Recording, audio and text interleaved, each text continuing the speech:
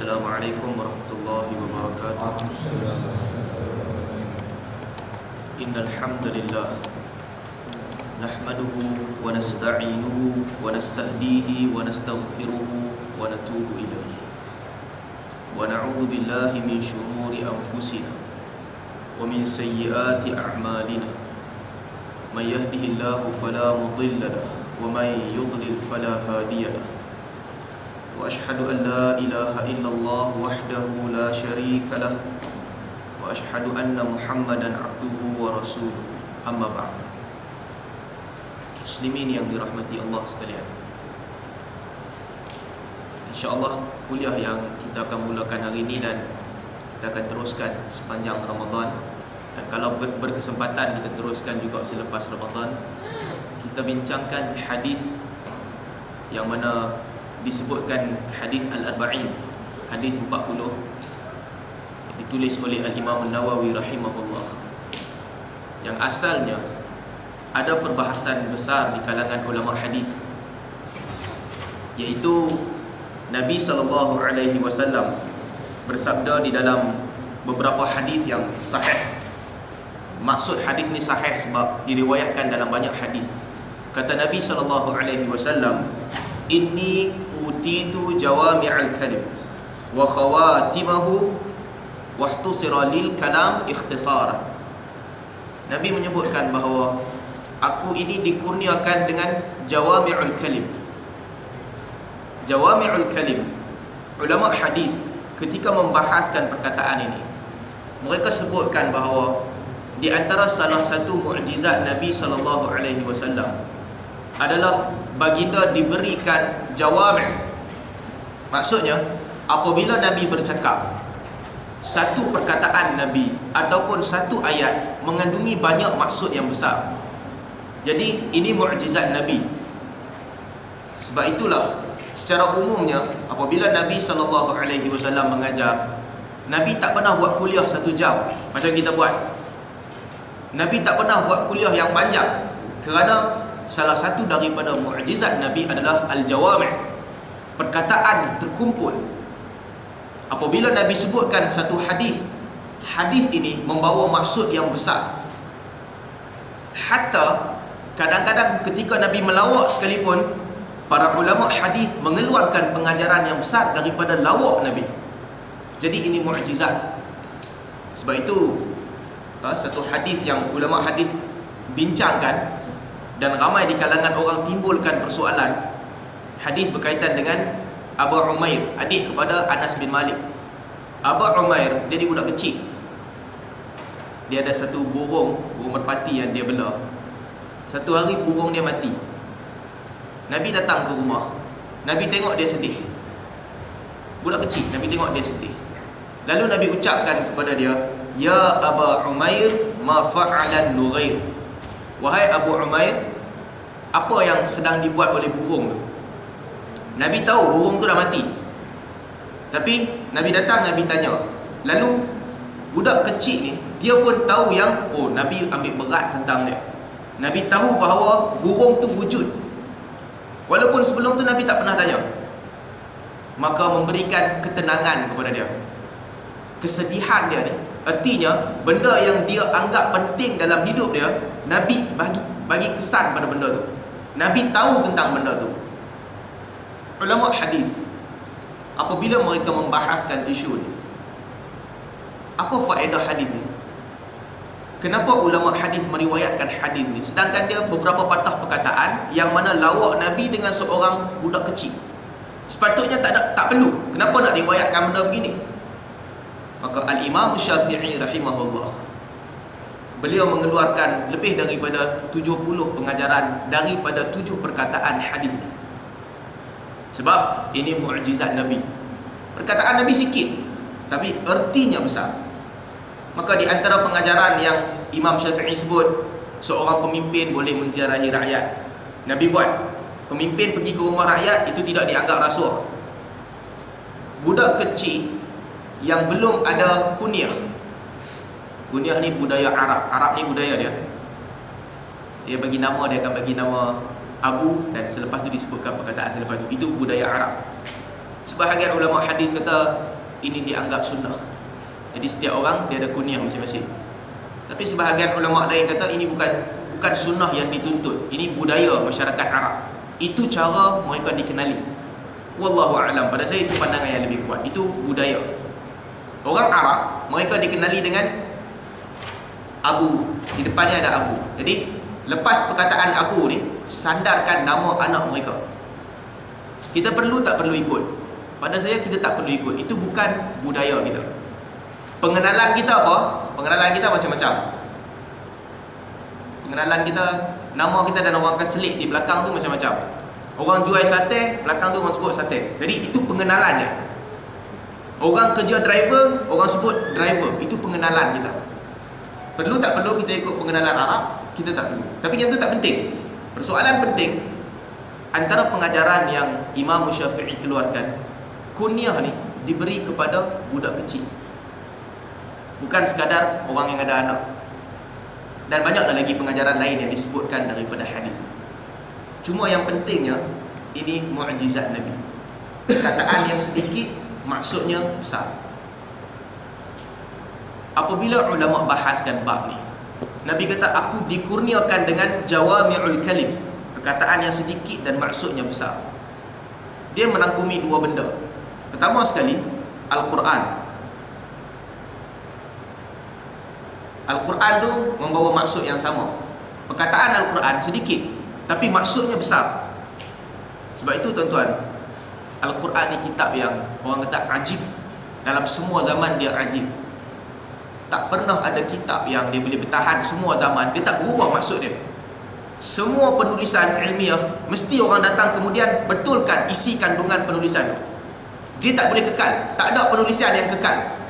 Mesti kitab yang selepas betulkan kesilapan kitab yang sebelum. Kecuali Al-Quran. Tak pernah ada orang betulkan mana-mana fakta dalam Al-Quran. Tak pernah orang boleh buktikan mana-mana fakta dalam Al-Quran ni salah. Itu jawami' yang pertama, Al-Quran. Tuan-tuan, sampai ke tahap Al-Quran ni punyalah nak buktikan kebenaran Al-Quran. Allah bagi ruang kepada manusia untuk buktikan Al-Quran itu salah. Ruang yang paling besar Allah bagi kepada musuh Al-Quran sendiri. Kita kalau fighter kan, pahlawan, bila dia lawan, kalau dia betul-betul hebat, dia tak ada masalah dengan kelemahan dia. Dia boleh cerita, ini kelemahan aku, kalau kau berani kau serang. Itu memang paling power. Sebab biasanya manusia, dia tutup kelemahan dia. Ini tempat kelemahan aku mesti tutup, supaya orang tak serang daripada sini. Tapi kalau orang tu betul-betul kuat, ini dia tempat kelemahan aku buka. Kalau berani serang dari sini. Itu orang kata apa? Ni cerita luar sikit lah. Beza Chelsea dengan Barcelona kan. Chelsea ni dia tahu dia lemah, dia tutup kelemahan dia. Lepas dia leading satu, dia mesti main defensif. Itu orang meluat tengok Chelsea main bola kan. Defensif, sebab tutup kelemahan. Beza dengan Barcelona, sampai bila-bila pun dia main macam tu je. Spain, bila-bila masa pun dia main slow lah. Passing dia macam tu juga. Dia leading ke, dia kena tinggal ke, dia main passing macam tu. Balik kepada cerita Al-Quran. Abu Lahab, musuh Al-Quran, orang yang awal-awal menentang Al-Quran. Apabila Nabi sebutkan satu kisah, kamu percaya tak kalau aku kata ada orang nak main serang? Dia percaya. Tapi apabila Nabi katakan aku adalah Rasul, dia tak percaya. Maksudnya apa? Dia percaya Nabi ni orang yang bercakap benar. Tapi bila Nabi kata aku terima wahyu, dia tak percaya. Orang yang paling besar permusuhan dia dengan Al-Quran, Allah bukakan kepada dia ruang untuk mengkritik Al-Quran. Apa ruang dia? Allah turunkan tabbat yada abi lahabin wa tab. Celakalah kedua-dua tangan Abu Lahab. Allah celakakan dia. Tuan-tuan, kalaulah Abu Lahab ni nak buktikan Al-Quran ni salah, dia orang paling mudah nak buktikan Al-Quran ni salah. Dia tak perlu nak mempertikaikan Al-Quran. Dia tak perlu nak tulis tesis cari kesalahan-kesalahan Al-Quran. Dia tak perlu buat semua tu. Cukup sekadar dia kata, okey, sekarang aku masuk Islam. Kalau Abu Lahab masuk Islam, artinya apa? Artinya Al-Quran tu tak valid. Sebab Al-Quran kata dia celaka. Kalau dia boleh buktikan dia bertaubat dan dia masuk Islam, selesai. Al-Quran ni kitab yang salah. Tapi dia tak buat benda tu. Ini kitab yang Allah buka ruang kepada manusia. Kalau kamu rasa kamu boleh betulkan, betulkan. Kalau kamu rasa ada kesalahan, betulkan. Tetapi sampai sudah manusia tak boleh buat. In kuntum fi raibin mimma nazzalna ala abdina fa'tu bi suratin min mithlih. Kalaulah kamu berasa ragu-ragu tentang benda yang kami turunkan kepada hamba kami, datangkan surah yang sama macam dia. Allah turunkan Al-Quran, satu sumber. Dahlah Allah cabar kita. Bukan sekadar kamu turunkan satu surah, bukan kamu kumpullah ramai-ramai. Wad'u syuhada'a min dunillah. Dan serulah semua pendamping-pendamping kamu, saksi-saksi kamu selain daripada Allah. Buatlah conference, panggillah ramai mana orang pun. Siapa kamu nak panggil, kamu panggil. Datangkan satu surah yang sama macam Al-Quran. Nescaya manusia tak boleh buat. Itu salah satu jawami' yang pertama yang Allah utuskan kepada Nabi SAW. Hebatnya Al-Quran. Apa lagi? Tentang cerita tentang Al-Quran ni, banyak benda yang kalau kita ta'ammul, kita bagi perhatian, kita rasa kagum dengan Al-Quran. Kalau kita baca contohnya permulaan ayat Alif Lam Mim, Alif Lam Ra, Kaf Ha Ya Ain Sad Nun, semua permulaan ayat. Antara hikmah yang Allah nak tunjukkan, huruf-huruf ni, maksudnya kita tak tahu, Wallahu a'lam, maksudnya terserah kepada Allah. Tapi huruf-huruf ni, dia mewakili huruf-huruf biasa yang digunakan dalam bahasa Arab. Huruf biasa. Perkataan-perkataan dalam bahasa Arab bermula dengan huruf. Dan Allah sebutkan huruf-huruf ni. Satu, gaya bahasa yang orang tak pernah buat. Al-Quran pertama datangkan dengan benda macam tu. Yang kedua, antara mukjizat Al-Quran, dahlah orang tak boleh buktikan Al-Quran tu salah. Maklumat dalam Al-Quran tu tepat. Al-Quran ni turun dalam bahasa manusia. Bahasa manusia. Tentang kalau nak buat cerita ni, contohnya seorang pelumba kereta dengan pelumba motor. Ambil contoh dua orang. Pelumba kereta dengan pelumba motor. Kawan ni dia tak pernah bawa kereta, dia bawa motor je.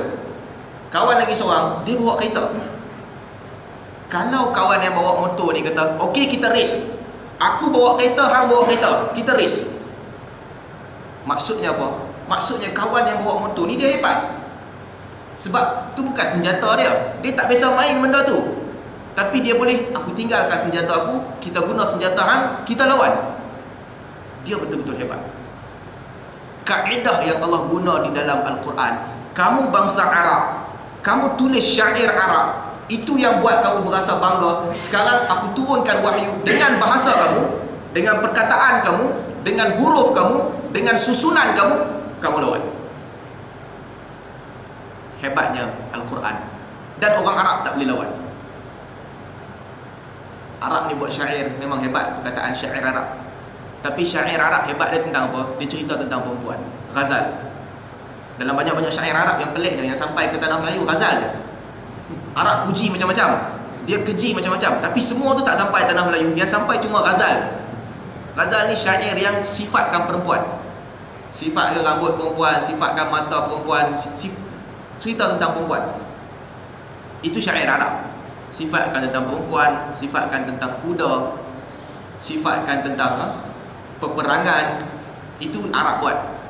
Dan pakar-pakar syair Arab, pakar syair Arab, dia kalau pakar satu benda tu je dia tahu. Kalau dia ni kepakaran dia bab ghazal, dia boleh cerita pasal perempuan je. Kita panggil dia, suruh dia cerita pasal kecantikan pokok ke kuda ke, dia tak reti. Sebab dia punya kerja bab perempuan je. Kalau orang ni kepakaran dia buat cerita-cerita ajaib, cerita-cerita yang orang tak pernah dengar, dia gambarkan benda-benda orang lain tak terbayang, yang tu yang kepakaran dia. letak dekat depan mata dia benda yang bodoh, yang semua orang nampak, dia tak boleh cerita. Sebab kepakaran dia dekat situ. Tapi Al-Quran ni bukan cerita pasal perempuan. Al-Quran cerita tentang dunia. Al-Quran cerita tentang akhirat. Al-Quran cerita tentang bagaimana kamu nak atur dunia kamu, bagaimana kamu nak atur akhirat kamu, dengan bahasa yang lagi cantik daripada syair Arab. Syair Arab bahasa tinggi, tapi disebabkan bahasa dia tinggi, dia tak boleh nak mempermudahkan untuk orang lain. Tuan-tuan, ni semua dalam bahasa apa pun sama lah. Syair ni susah kita nak baca sebab bahasa dia tinggi, puitis perkataan dia cantik. Demi nak menjaga kecantikan perkataan dia tu, dia terpaksakan datangkan benda-benda yang tak kena. Dia nak cerita, kata aku akan tetap duduk di sini walau apa pun berlaku. Contoh, aku tetap duduk di sini walau apa pun berlaku. Kalau kita kata aku tetap duduk di sini walau apa pun berlaku, orang kata ni syair apa siapa pun boleh buat. Perkataan budak darjah 3 dekat sekolah. Tapi nak jaga syair Arab, dia akan buat ayat apa? Biar berdentum guruh di langit. Contoh, berdentum guruh di langit. Tuan-tuan pergi cari orang yang, contoh lah, siapa-siapa yang duduk dekat Malaysia, orang bukan Melayu, bahasa Melayu bukan bahasa dia. Dia pergi kelas, macam kita lah, kita belajar bahasa Arab, dia pergi kelas bahasa Melayu. Cuba tuan-tuan pergi ucap kat depan dia, biar berdentum guruh di langit. Dia faham tak? Satu, dia kata berdentum tu binatang apa, aku tak tahu. Yang kedua, gabung-gabung perkataan ni jadi apa? Sebenarnya nak kata apa jadi pun aku tak kira. Aku duduk sini, aku tetap dengan keputusan aku. Tapi kerana nak menjaga kecantikan perkataan, dia terpaksa guna ayat-ayat yang berbelit-belit, sehingga orang biasa tak boleh faham. Berbeza dengan Al-Quran, kecantikan bahasa dikekalkan, dan bahasa Al-Quran cukup mudah. Siapa baca semua orang faham. Ya, orang tak belajar Arab dia tak faham lah, itu sudah pasti. Tapi yang pentingnya siapa baca semua faham. Bahasa cantik, susunan kemas, dan mudah untuk orang baca. Jadi itu yang pertama, jawami'ul kalim. Ini masalah ni, dah lama tak pergi kuliah ni, jadi panjang. Hadis tak masuk lagi. Qadimah. Dan yang kedua, selain daripada Al-Quran, jawami'ul kalim juga bererti perkataan Nabi SAW. Ada hadis-hadis yang Nabi ucap sikit tapi maksudnya besar. Tentu ini mukjizat Nabi lah. Mukjizat yang Allah tak kurniakan kepada Nabi-Nabi lain. Ini salah satu mukjizat. Nabi sebut, aku ni diberikan jawami'ul kalim. Apa lagi? Wa nusirtu birru'b. Aku diberikan kekuatan, aku dimenangkan dengan rasa takut yang Allah lemparkan kepada musuh. Ini mukjizat Nabi Muhammad. Sehingga tentera yang sikit berperang dengan Nabi, menang mereka. Wa yuqallilukum fi a'yunihim. Orang yang nak main perang dengan orang Islam ni, nampak orang Islam banyak. Orang Islam yang nak pergi perang dengan kafir, nampak orang kafir tu sikit. Nusirtu birru'b. Aku diberi kemenangan dengan ar-ru'b, ketakutan yang Allah lempar kepada hati-hati musuh. Ini mukjizat apa? Mukjizat Nabi. Umat Nabi dapat tak mukjizat ni? Wallahu a'lam, kita tak tahu.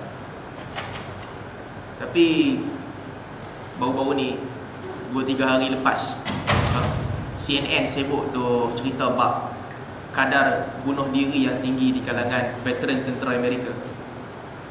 Sehingga disebutkan orang yang mati bunuh diri lagi banyak daripada orang yang mati pergi perang.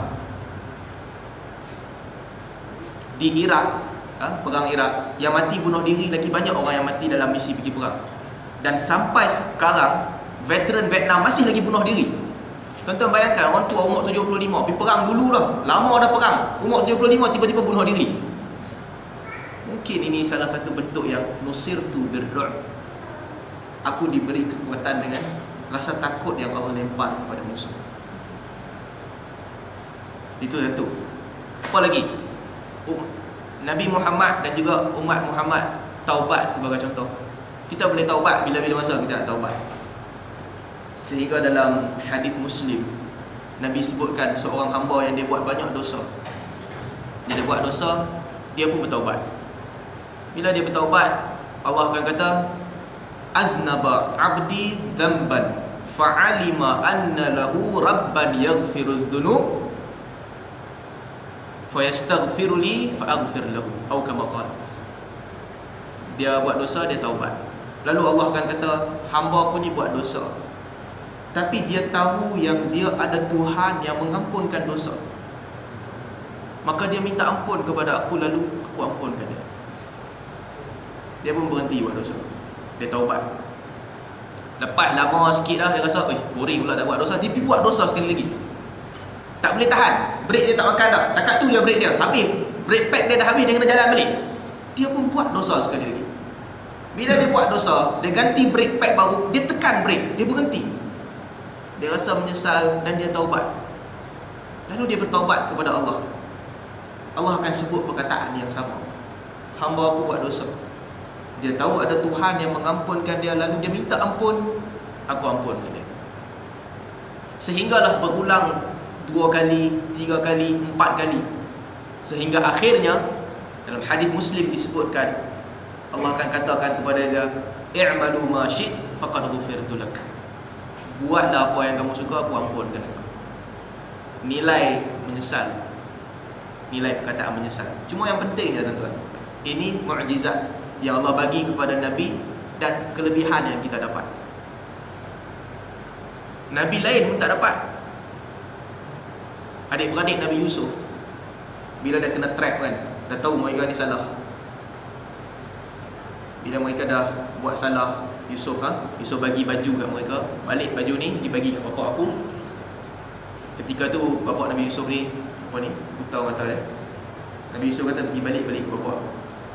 Bapak Nabi Yusuf pun Nabi.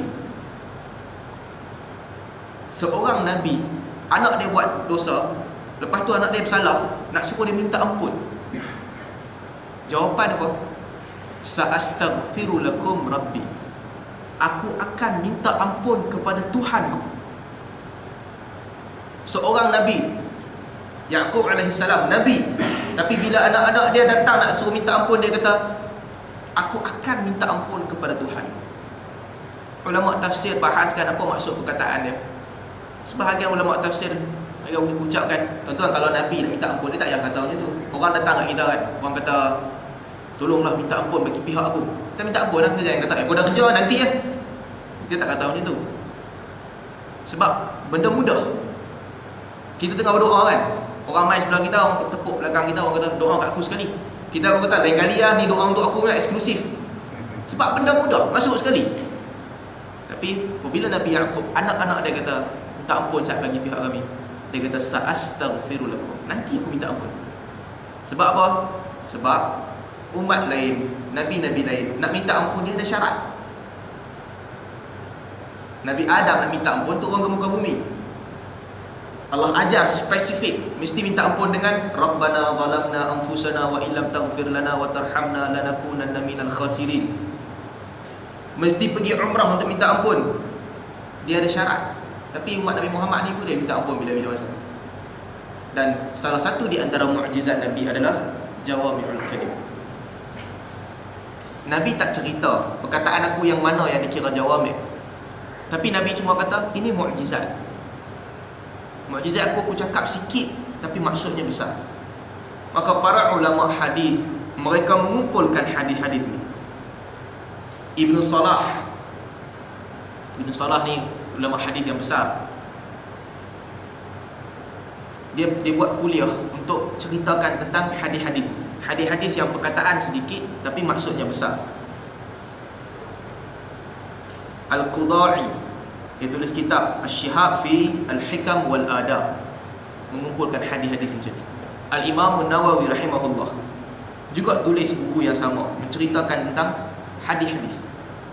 Jadi semua orang kumpul. Imam Nawawi kumpul, dia dapat 42 hadis. Bila Imam Nawawi kumpul, dia kata, yang ni lah hadis yang pada aku, hadis ni lah antara hadis-hadis yang perkataan dia sedikit tapi maksud dia merangkumi semua benda besar. Jadi itu Imam Nawawi. Dan ulama yang datang selepas daripada Imam Nawawi,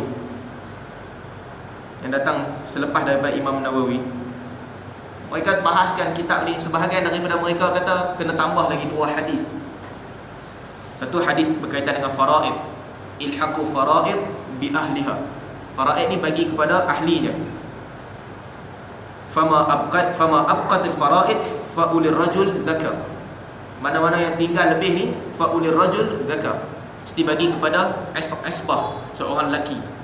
Sebab hadis ni merangkumi semua bab faraid. Hadis yang kedua, al-bayyinatu 'alal mudda'i wal yamin 'ala man ankar. Orang yang menuduh mesti datangkan bukti. Wal yamin 'ala man ankar. Orang yang menafikan tuduhan mesti bersumpah. Hadis ni juga penting sebab semua bab pertuduhan mesti menggunakan hadis. Maka sebahagian ulama hadis kata hadis ni 2 kena tambah, tak cukup Nawawi buat 42, kena tambah lagi. Ibn Rajab Al-Hambali rahimahullah, dia tambah lagi 42 yang Nawawi letak dengan 2 yang kebanyakan ulama hadis selepas Nawawi sebut, dia tambah lagi 6 sehingga jadilah 50 hadis. Cuma yang penting kesemua benda ni adalah hadis-hadis yang para ulama berijtihad. Mereka menganggap bahawa ini mungkin hadis yang dimaksudkan oleh Nabi. Perkataan sedikit, maksudnya besar. Jadi insya-Allah kuliah kita pada hari ini dan hari-hari yang seterusnya kita akan bincang hadis-hadis ni lah. Tak sempat lah kot bulan puasa kita nak habiskan ke semua hadis.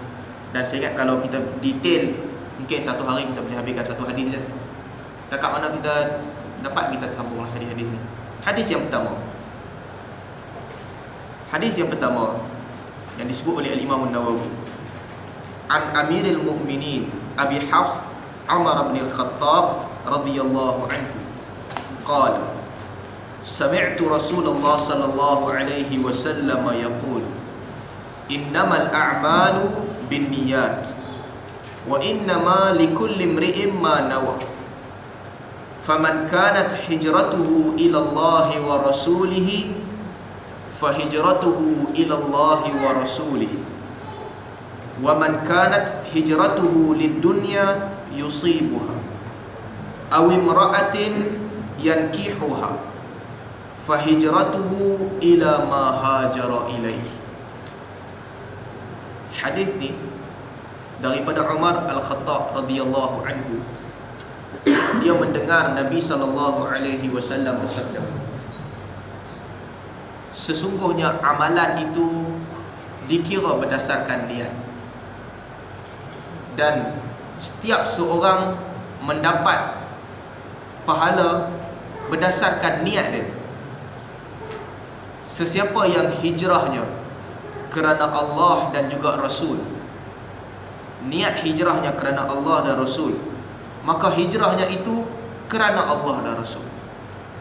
Sesiapa yang hijrahnya kerana dunia, untuk mendapatkan dunia, ataupun hijrahnya untuk mengahwini perempuan, maka dia mendapat pahala hijrah berdasarkan sebab dia buat hijrah. Tuan, hadis ni diriwayatkan oleh Al-Bukhari, Muslim, Abu Daud, Nasa'i, Imam Malik, Ahmad. Ramai ulama hadis meriwayatkan hadis. Hadis ni dia jawami', mengandungi banyak maksud. Dan hadis ni juga hadis yang kalau kita nak syarah satu persatu perkataan dia besar. Saya dulu salah seorang daripada guru saya, Dr. Muhammad Abdul Lais, dia mengajar hadis ni dalam kelas qiraah naqdiyah fi kutubil hadis. Ada satu subjek bacaan kitab-kitab hadis. Satu hadis ni dia syarah, kita satu kelas 3 jam, dia syarah 4 kelas, 3, 6, 9, 12 jam untuk syarah hadis ni, cerita hadis ni. Panjang kan? Tapi memang itu kelebihan yang Allah bagi dekat dia. Dia cerita hadis yang sama 12 jam. Dan dalam kelas kami tak ada siapa pun yang tidur, sebab memang dia cakap tu menarik. Cuma yang penting hadis ni jalan yang sahih yang meriwayatkan daripada Nabi hanya daripada Umar sahaja. Dan yang mendengar hadis ni daripada Umar hanyalah Alqamah bin Abi Waqqas Al-Laythi, seorang ni. Selepas Alqamah, yang dengar daripada Alqamah, Muhammad bin Ibrahim At-Taimi. Jalan yang sahih seorang ni, Muhammad bin Ibrahim At-Taimi. Daripada Muhammad bin Ibrahim At-Taimi, seorangnya Yahya bin Sa'id Al-Ansari. Jadi makna kata, daripada Nabi sampai kepada Yahya bin Sa'id Al-Ansari, jalan yang sahih untuk hadis ni hanya seorang. Yahya bin Sa'id, dia kata aku mendengar daripada Muhammad bin Ibrahim At-Taimi. Muhammad bin Ibrahim kata aku dengar daripada Alqamah bin Abi Waqqas Al-Laythi. Alqamah kata aku dengar daripada Umar Al-Khattab. Seorang. Selepas Yahya bin Sa'id Al-Ansari, ramai orang riwayat daripada dia. Imam Malik ambil daripada dia, Sufyan bin Uyainah ambil daripada dia, Sufyan Ats-Tsauri ambil daripada dia, Al-Auza'i ambil daripada dia, Ibn Mubarak ambil daripada dia. Dia jadi ramai selepas daripada dia. Tapi sebelum Yahya bin Sa'id, hadis ni hadis ahad, gharib. Seorang. Semua jalan periwayatan dia seorang. Ada orang ngaji hadis, sebahagian orang mereka kata hadis ni mutawatir. Tapi hadis ni bukan mutawatir. Hadis ni hadis ahad. Sebab yang meriwayatkan hadis ni sampai kepada Yahya bin Sa'id, semua jalan yang sahih hanyalah satu. Umar, sahabat Nabi SAW. Alqamah, wallahu alam, Alqamah bin Abi Waqqas, sebahagian ulama kata dia pun sahabat, sebahagian ulama kata dia tabi'in. Selepas daripada dia, Muhammad bin Ibrahim At-Taimi, seorang tabi'in, dan Yahya bin Sa'id Al-Ansari, juga seorang tabi'in. Tuan-tuan, sahabat ni orang yang jumpa dengan Nabi, tabi'in orang yang jumpa dengan sahabat. Benda kedua yang pelik tentang hadis ni, dia diriwayatkan dua orang sahabat, dua orang tabi'in. Yang ambil daripada Umar, kalau kita menganggap Alqamah adalah sahabat, yang ambil daripada Alqamah, Muhammad bin Ibrahim At-Taimi pun sahabat, Yahya bin Sa'id Al-Ansari Muhammad bin Ibrahim tabi'i, Yahya bin Sa'id juga tabi'i. Jalan hadis ni, dan dia adalah hadis yang sahih. Imam Al-Bukhari rahimahullah, dia tulis kitab Sahih Al-Bukhari, kitab Sahih Imam Al-Bukhari. Hadis pertama yang dia letakkan adalah hadis ni. Walaupun hadis ni terkeluar daripada bab, Imam Bukhari nak mula cerita tentang kaifa bada'il wahyi, macam mana cara wahyu turun. Itu dia nak mula kitab dia tentang wahyu turun. Tapi hadis pertama yang Imam Bukhari letak adalah hadis ni. Sebahagian orang yang mensyarahkan Sahih Bukhari, mereka sebutkan di antara sebabnya adalah, pertama sekali, Bukhari nak memberi isyarat bahawa aku tulis semua benda ni kerana Allah. Pertama sekali niat. Maka dia letakkan hadis ni di tempat yang pertama. Sebahagian ulama menyebutkan bahawa ini benda yang masyhur di kalangan hadis. Sebab itu Abdul Rahman bin Mahdi, seorang alim besar dalam hadis, dia kata, "Law sannaftu kitaban fil abwab la ja'altu hadis Umar fil a'mal bin niyat fi kulli babin." Abdul Rahman bin Mahdi kata, kalaulah aku nak tulis kitab tentang bab-bab agama ni, aku akan meletakkan hadis Umar Al-Khattab tentang niat ni dalam semua bab. Semua bab aku akan mulakan dengan hadis ni. Nilai hadis ni yang besar di sisi ulama hadis rahimahullah. Imam Ahmad rahimahullah, kata Imam Ahmad, usulul Islam ala thalathati ahadith. Asal-asal Islam, usul, benda paling asas dalam Islam ni terkumpul dalam 3 hadis. 3 hadis ni lah ajaran Islam ni dibina di atas 3 hadis ni. Yang pertama kata Imam Ahmad, innamal a'malu binniyat. Hadis yang pertama adalah hadis Umar yang kita nak bahas ni, amalan dikira berdasarkan niat. Yang kedua kata Imam Ahmad, man ahdatha fi amrina hadha ma laysa minhu fahuwa raddun. Siapa yang mencipta di dalam agama kami benda yang tak ada asal usul dalam agama kami, maka itu tertolak. Yang ketiga kata Imam Ahmad, al-halal bayyin wal haram bayyin wa bainahuma umurun mushtabih. Halal itu jelas, haram pun jelas. Di antara halal dan haram ni ada benda yang berlega-lega di tengah-tengah. Kenapa Imam Ahmad kata 3 hadis ni usul agama? Sebab 3 hadis ni penting. Hadis niat, dia merangkumi urusan di antara manusia dengan Tuhan dia. Apa sahaja amalan manusia kita tak tahu. Maka atas dasar itu, hadis niat ni urusan antara manusia dengan Tuhan. Banyak mana pahala orang dapat kita tak tahu. 2 orang yang beribadah, 2 orang yang sembahyang subuh di masjid sama-sama, bulan puasa, bangun pagi pergi masjid. Orang pertama, dia pergi masjid sebab jiran dia pergi masjid. Dia kata kalau aku tak pergi masjid tak boleh, bulan puasa jiran mau pergi masjid, aku kena pergi masjid. Orang kedua, dia pergi masjid sebab oh bulan puasa ni pahala lebih sikit, aku pergi masjid.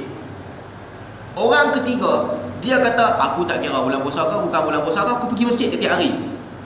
Walaupun 3 orang ni buat benda yang sama, solat subuh di masjid, pahala dia tak sama. Pahala dia berbeza. Sebab niat manusia. Sebab itu Imam Ahmad kata ini usul agama. Itu urusan manusia dengan diri dia, tak sama. Puasa. Sebab tu tuan-tuan, hadis niat ni kalau manusia faham, kalau kita faham, kita akan rasakan bahawa kehidupan ni adil. Sebab penilaian Allah bukan penilaian kita, berdasarkan niat manusia. Kita akan rasakan bahawa manusia ni akhirnya yang menilai manusia adalah Allah. Manusia tak ada kena-mengena. Orang tak boleh nilai orang lain. Semua kesusahan manusia, kesenangan manusia, musibah yang menimpa kita, semua ni akhirnya Allah nilai berdasarkan bagaimana kita hadapi benda tu. Hati kita macam mana? Puasa. Orang yang berpuasa dia rasa tak ada apa, relax je, senang je puasa. Tak ada apa, senang je duduk macam saya, duduk kerja dalam aircon, balik kerja, siap-siap makanan, makan, buka puasa.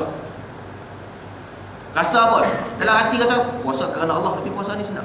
Berbeza dengan orang yang puasa, dia kerja dekat site, panas terik 45-50 Celsius, teruk, tapi dia bersabar kerana Allah. Nilai puasa tak sama, walaupun 2 orang buat benda yang sama. Berbeza apa sahaja yang kita buat. Jadi itu yang pertama. Yang kedua, hadis ni usul agama kerana penilaian Allah dia berdasarkan niat kita, beza dengan penilaian manusia. Kadang-kadang benda yang kita buat di dunia ni orang nampak salah, haram, salah, tapi di sisi Allah benda tu betul. Mungkin di dunia kita dihukum kerana pada penilaian manusia itu salah, tapi urusan kita dengan Tuhan kita itu tak salah. Sebab itu Al-Imam Syafi'i rahimahullah, Imam Syafi'i bahaskan bab apa hukum seorang yang dia nampak orang lain bersama dengan isteri dia, zina. Dia pergi bunuh orang tu dengan isteri dia sekali. Apa jadi kat dia? Siapa-siapa balik rumah nampak isteri dia berzina, dia bunuh isteri dia dengan orang yang berzina dengan isteri dia sekali. Pergi kepada qadi. Qadi kalau nak hukum, qadi tak ambil tahu cerita dia betul ke salah. Qadi tak ambil tahu, maka apa yang qadi buat, dia dikira telah membunuh. Disebabkan dia telah membunuh, hukuman ke atas dia hukuman bunuh, hukuman mati. Di dunia dia salah. Dia nampak isteri dia berzina, dia bunuh isteri dia, lelaki tu hilang. Hilang pergi ke mana tak tahu. Dia pun bunuh isteri dia. Polis mai rumah dia, dia kata isteri dia berzina, dia bunuh. Polis kata apa bukti isteri dia berzina? Dia kata bukti tak ada, tapi aku nampak dia berzina. Pergi ke mahkamah, apa jadi? Dia dikira bersalah sebab dia membunuh. Tapi urusan di sisi Allah, kata Al-Imam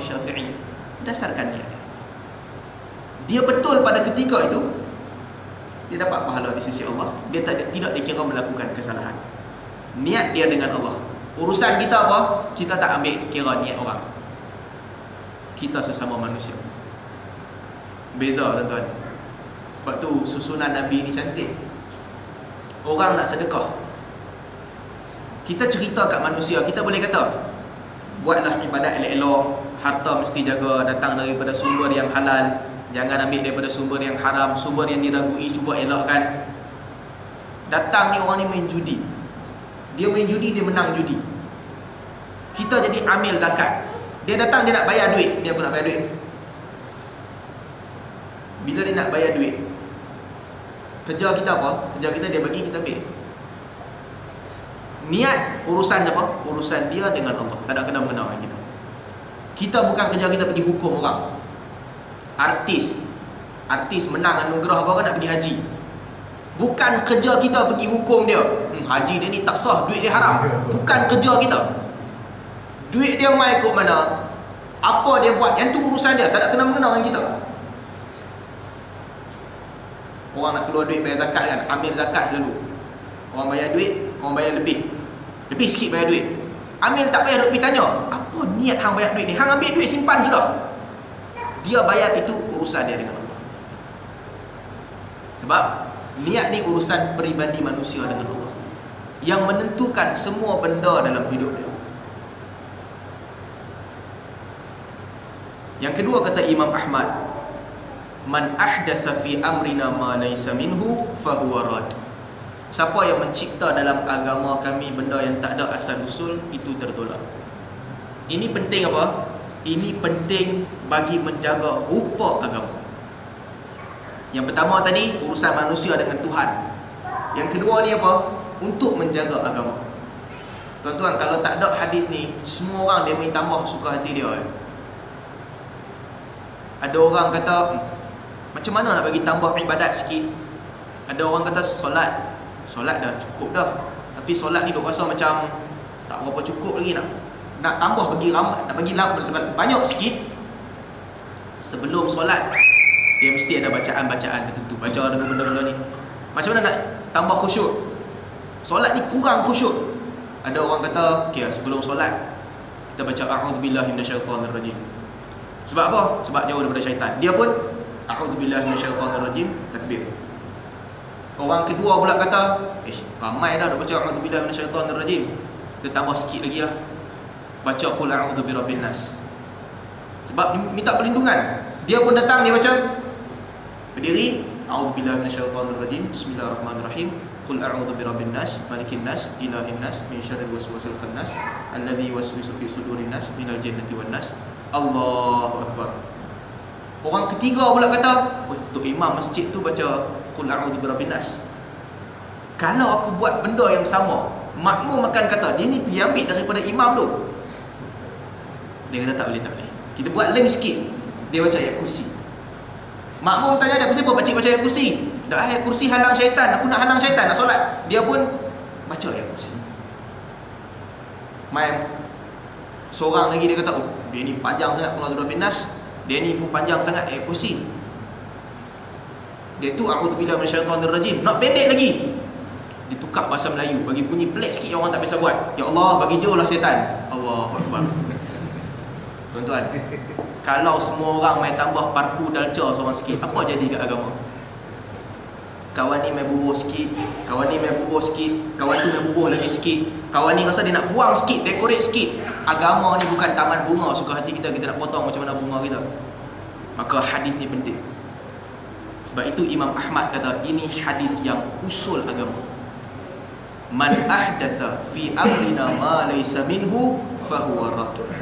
Siapa yang buat dalam urusan agama kami benda yang tak ada, itu adalah tertolak. Itu sikap kita apabila menilai perbuatan. Tadi sikap kita apabila menilai niat, kita tak tahu urusan Allah. Tapi apabila menilai perbuatan, kena cek ada ke tak ada. Ada, kita amal. Tak ada, kita tolak. Dan para ulama di kalangan sahabat, mereka betul-betul berhati-hati dalam benda ini. Mereka berhati-hati. Abdullah bin Mas'ud radhiyallahu anhu, dia duduk di Kufah. Umar lantik dia pergi duduk di Kufah. Abdullah bin Mas'ud bila duduk di Kufah, ada masjid Kufah yang masjid ni orang selalu main. Dia tanya orang, pasal kau selalu main masjid ni? Masjidul Azim. Ramai orang main. Orang kata siapa ada hajat datang ke masjid ni, minta hajat dia, selesailah hajat dia. Abdullah bin Mas'ud arahkan keluar semua orang daripada masjid. Sebagai riwayat sebutkan runtuhkan masjid. Sebab apa? Menjaga agama. Menjaga agama lagi penting daripada menjaga tempat ibadat. Kalau dia biarkan benda tu, oh, hari ni orang tambah sikit, esok orang tambah lagi sikit. Jadi nilai agama ni para sahabat mereka pertahankan. Mereka pelihara agama.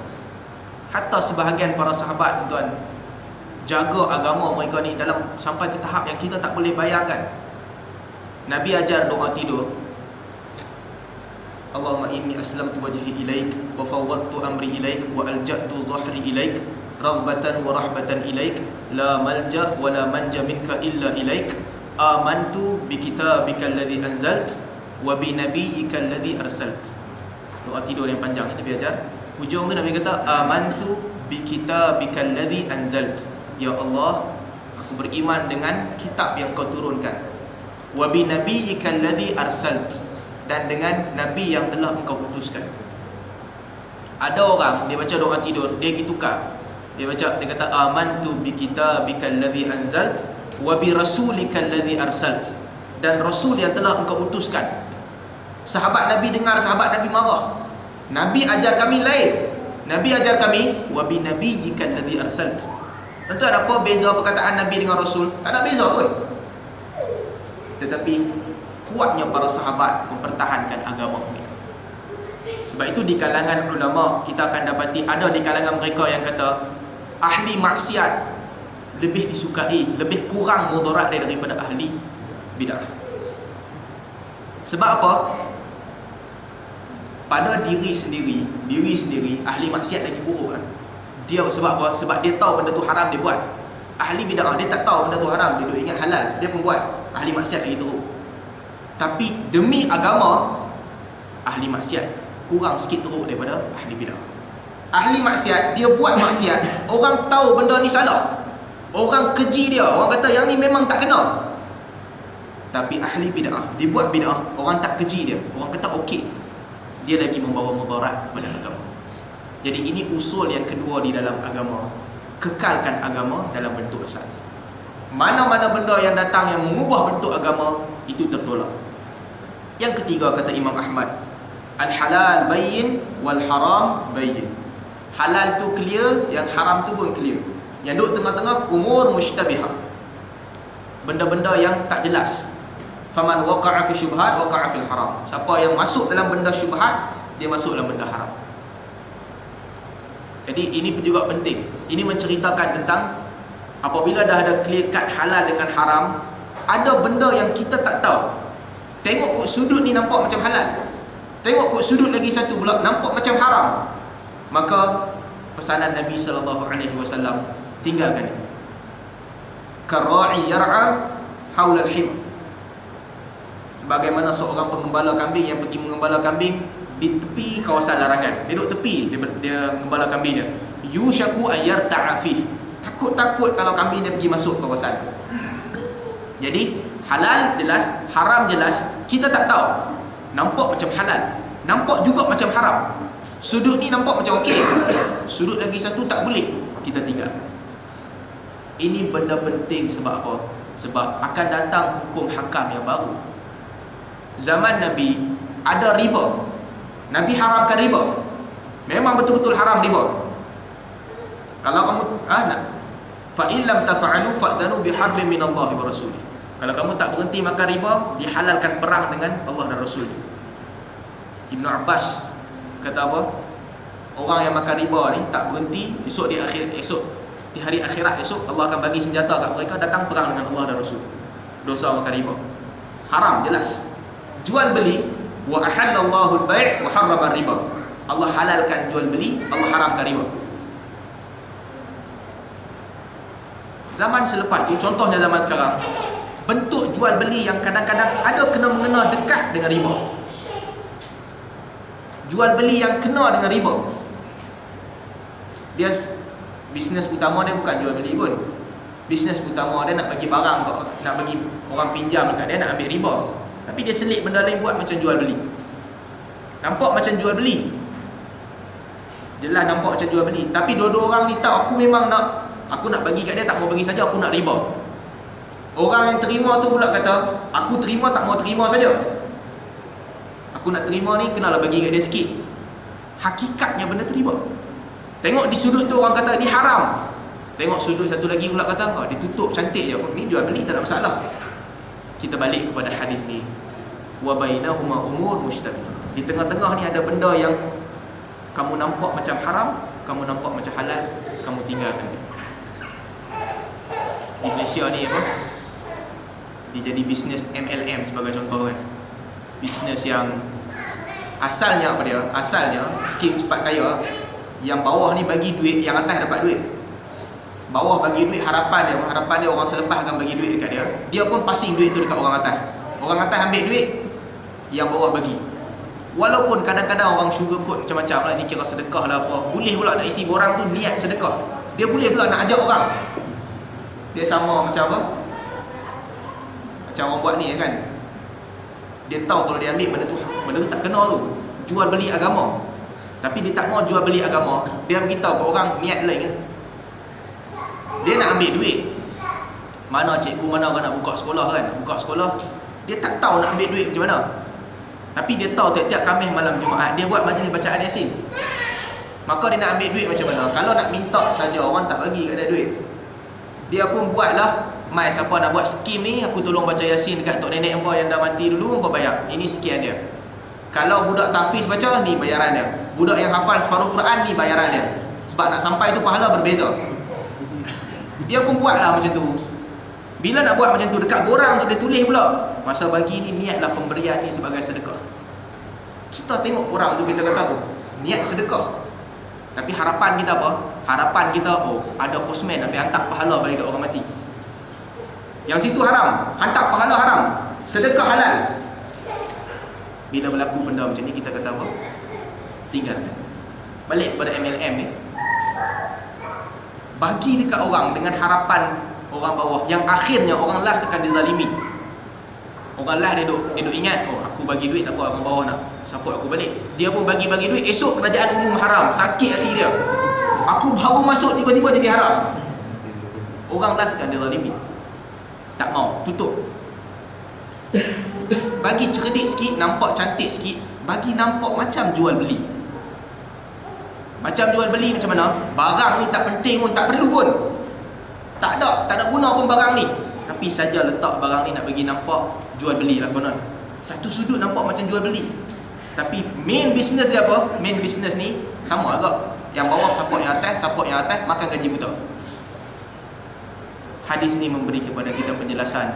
Benda yang nampak macam boleh, nampak macam tak boleh, tinggalkan dia lebih baik. Jadi ini kata Imam Ahmad, hadis utama tentang agama. Tak sempat nak habis hadis. Pukul 5 dah. Nampak macam mana? Sambung kami sambung kita habiskan hadis ni. Sebab mungkin kami kita boleh ceritakan tentang kesan hadis ni terhadap hukum hakam fiqh. Ulama fiqh kata hadis ni masuk dalam semua bab fiqh. Dan kita duk gaduh pasal niat kadang-kadang kan. Niat amalan ni macam mana? Niat amalan tu macam mana? Boleh tak niat macam ni? Boleh tak gabung niat sekali? Terlupa niat macam mana? Semua persoalan tu jawapan dia dekat hadis ni. Sumber dia hadis ni. Maka daripada hadis ni para ulama berbeza pandangan. Boleh tak gabung niat? Boleh tak gabung niat? Gabung niat, contoh dia bangun pagi malas kan, malas nak apa orang kata, malas nak sembahyang sunat 2 rakaat. Dia sembahyang subuh 2 rakaat, dia niat aku sembahyang subuh ya Allah, tapi campur kali sembahyang sunat subuh 2 rakaat. Dia gabung niat. Itu tak boleh. Ada gabung niat yang boleh tak? Gabung niat ni tak diterima. Melainkan satu benda ni yang dia adab. Sebagai contoh adab, masuk masjid sembahyang 2 rakaat, itu adab. Dia masuk masjid, dia sembahyang sunat subuh 2 rakaat, itu tak apa. Sebab adab masuk masjid dia dah Okey, settle. Adab dia semayang 2 rakaat. Semayang apa 2 rakaat tu, itu tak kisah. Dan dia buat semayang ni 2 rakaat. Gabung niat ni masalah besar, boleh buat bisnes kan. Pergi haji kan, apa nak pergi haji tahun ni, dia gabung niat siap-siap. Haji untuk aku, dalam masa yang sama aku pergi haji kat kawan ni, aku ambil duit kawan ni, dia bayar aku pergi haji. Dia niat 2. Oh, kalau kita benar dengan gabung niat, masalah besar. Kaki bisnes ni dia cukup suka. Silap-silap dia niat 4 orang haji. Jadi tuan-tuan setakat ni dulu. Jadi insya-Allah hari Khamis kita ceritakan tentang hadis niat ni. Okey kan? Tak ada soalan? Ada soalan? Tak ada benda asas yang permulaan. Subhanallahumma wa bihamdika asyhadu an la ilaha illa anta astaghfiruka wa atubu ilaik. Assalamualaikum warahmatullahi wabarakatuh.